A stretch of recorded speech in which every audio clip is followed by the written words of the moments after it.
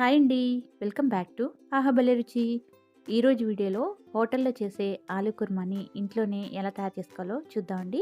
ఈ కుర్మా మనకి చపాతీ, పూరి అలాగే బిర్యానీ రైస్‌లో కూడా చాలా బావుంటుంది. ఒకసారి ఈ విధంగా ట్రై చేయండి. మీకు కూడా నచ్చుతుంది. మరి లేట్ చేయకుండా ఎలా తయారు చేయాలో చూసేద్దాం. ముందుగా నేను ఇక్కడ ఈ సైజు బంగాళదుంపలు తీసుకున్నానండి. ఇవి సుమారుగా ఒక అర కేజీ వరకు ఉంటాయి. వీటిని శుభ్రంగా కట్ చేసుకొని ఉడికించుకొని పెట్టుకోవాలి. ఇలా ఉడికించిన తర్వాత ఇక్కడ చూపించినట్లుగా చిన్న చిన్న ముక్కలుగా కట్ చేసి పెట్టుకోవాలి. ఇప్పుడు స్టవ్ ఆన్ చేసి ప్యాన్లోకి ఒక 2 టేబుల్ స్పూన్ల వరకు ఆయిల్ వేసుకోవాలి. ఆయిల్ కొంచెం వేడయ్యాక ఇందులోకి బిర్యానీ దినుసులు, 2 యాలకులు, 2 లవంగాలు, ఒక చిన్న 2 దాల్చిన చెక్క ముక్కలు కూడా వేసుకొని ఫ్రై చేసుకోవాలి. ఎక్కువగా వేసుకోవద్దు, లైట్గా వేసుకుంటే సరిపోతుంది.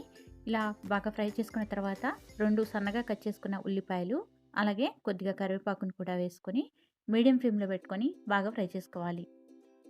ఉల్లిపాయలు బాగా ఫ్రై అవ్వాలి. ఉల్లిపాయలు లైట్గా ఫ్రై చేసుకున్నాక దీనిలోకి ఒక టేబుల్ స్పూన్ వరకు అల్లం వెల్లుల్లి పేస్ట్ వేసుకొని ఫ్రై చేసుకోవాలి. మీడియం ఫ్లేమ్లో పెట్టుకొని పచ్చివాసన పోయేదాకా బాగా వేయించుకోవాలి. ఇలా బాగా ఫ్రై చేసుకున్న తర్వాత ఇందులో కట్ చేసుకున్న ఒక టమాటాను కూడా వేసుకోవాలి. టమాటాని మీడియం ఫ్లేమ్లో పెట్టుకొని బాగా వేయించుకోవాలి. టమాటాని మూత పెట్టేసుకొని ఒక నిమిషం పాటు మగ్గించుకోవాలి. ఒక నిమిషం తర్వాత ఇక్కడ చూసారు కదా, టమాటా మనకి సాఫ్ట్గా అయిపోయింది.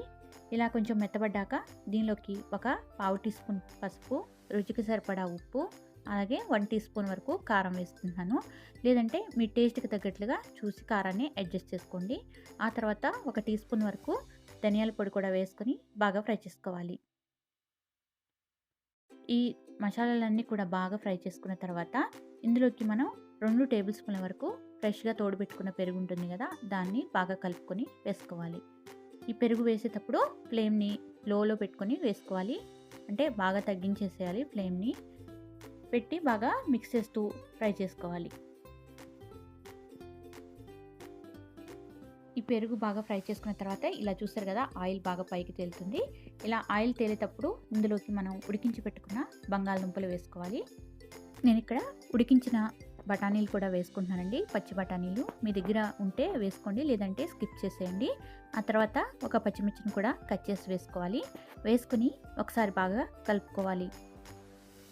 ఒక నిమిషం పాటు ఇలా కలుపుతూ ఫ్రై చేసుకున్న తర్వాత దీనిలోకి మనం వాటర్ని వేసుకోవాలి. నేను ఇక్కడ ఒక 2 కప్పుల వరకు నీళ్ళని వేసుకున్నాను. మీకు గ్రేవీకి తగ్గట్టుగా నీళ్ళని చూసి యాడ్ చేసుకోవాలి. ఇలా బాగా వేసుకుని ఒకసారి బాగా కలుపుకోవాలి. మూత పెట్టేసుకొని ఒకసారి బాగా 2-3 నిమిషాల పాటు ఉడకనివ్వాలి. ఇక్కడ నేను ఉప్పు సరిపోలేదండి, కొద్దిగా ఉప్పుని వేసుకున్నాను. అలాగే ఒక 5-6 ఎండు కొబ్బరి ముక్కలు, అలాగే కొద్దిగా జీడిపప్పు వేసి గ్రైండ్ చేసుకున్న పేస్ట్ కూడా వేసుకోవాలి. మీరు జీడిపప్పుకు బదులుగా గసగసాలు కూడా వేసి గ్రైండ్ చేసి తీసుకోవచ్చు. ఒక టేబుల్ స్పూన్ అయితే సరిపోతుంది జీడిపప్పులు. అలాగే నేను ఇక్కడ కొబ్బరి వేసి గ్రైండ్ చేసి వేసుకున్నాను. మీడియం ఫ్లేమ్లో పెట్టుకొని ఒక 4-5 నిమిషాల పాటు ఉడకనివ్వాలి.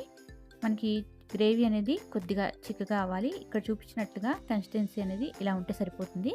కొంచెం ఆరిపోయాక ఇది కొంచెం గట్టిపడుతుంది. ఫైనల్గా దీనిలోకి ఒక పావు టీ స్పూన్ గరం మసాలా, కొద్దిగా కసూరి మేతి, అలాగే సన్నగా కట్ చేసుకున్న కొత్తిమీర వేసుకొని ఒకసారి బాగా కలుపుకోవాలి. ఇవన్నీ వేసుకొని బాగా కలుపుకున్న తర్వాత ఒక నిమిషం పాటు ఉంచితే సరిపోతుందండి. చూసారు కదా, మనకి ఆలు కుర్మా రెడీ అయిపోయింది. ఈ ఆలు కుర్మా పూరి, చపాతీ, బిర్యానీలోకి చాలా బాగుంటుంది. తప్పకుండా ట్రై చేయండి. మీకు కనుక ఈ రెసిపీ నచ్చితే ఒక లైక్ చేసి మీ ఫ్రెండ్స్తో, రిలేటివ్స్తో షేర్ చేయండి. అలాగే మరిన్ని వెరైటీ రెసిపీస్ కోసం మన ఛానల్ని వెంటనే సబ్స్క్రైబ్ చేసుకోండి. Thank you for watching.